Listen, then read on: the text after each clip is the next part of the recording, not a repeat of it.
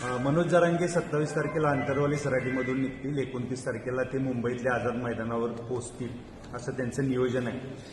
सरकारचं मनोज जरांगेंसोबत बोलणं सुरू आहे का आणि मनोज जरांगे मुंबईमध्ये येणार नाहीत याबाबत सरकारचे काय प्रयत्न सुरू आहेत? या बाबतीत राज्य सरकार केव्हाही त्यांच्याबरोबर चर्चेला बसायला तयार आहे.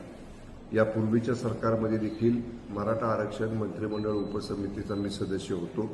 वेळोवेळी मी मान्य मनोजदादांच्या बरोबर चर्चा केलेली आहे, त्यांचे प्रश्न समजून घेतलेले आहेत. आदरणीय एकनाथजी शिंदे साहेब मुख्यमंत्री असताना त्यातले बरेचसे प्रश्न आपण सोडवलेले आहेत. कुणबी नोंदी शोधणं, जस्टिस शिंदे समितीला मुदतवाढ देणं, ह्या सगळ्या मागण्या ह्या मान्य मनोजदादा जरांगे पाटलांच्या होत्या. त्या मान्य शिंदेसाहेब मुख्यमंत्री असताना पाठीमागचं युती सरकार असताना आम्ही पूर्ण केलेल्या आहेत. काही मागण्या त्यांच्या ज्या काय अपुऱ्या राहिलेल्या आहेत किंवा त्या प्रलंबित आहेत त्यासाठी ते आता आंदोलन करतायत.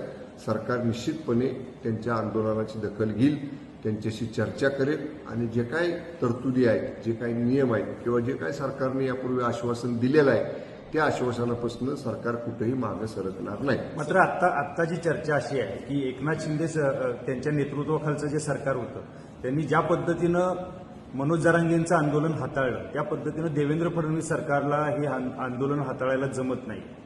मग ही चर्चा होते, याच्यामुळं मनोज जरांगे जास्त अॅग्रेसिव्ह या ठिकाणी पाहायला मिळते असं कोण म्हणतं? चर्चा आहे लोकांच्या. काय त्याच्यावर आम्ही काय बोलणार?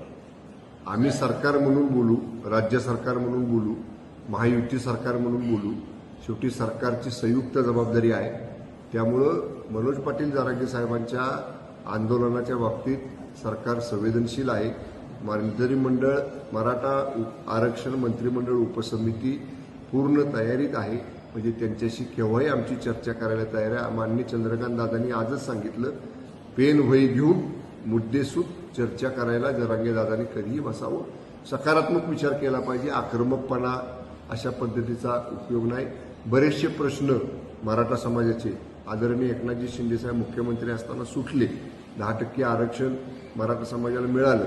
कुणबी नोंदी मराठा समाजाच्या मिळाल्या. कुणबी नोंदींप्रमाणे लोकांना नोकऱ्या मिळाल्या.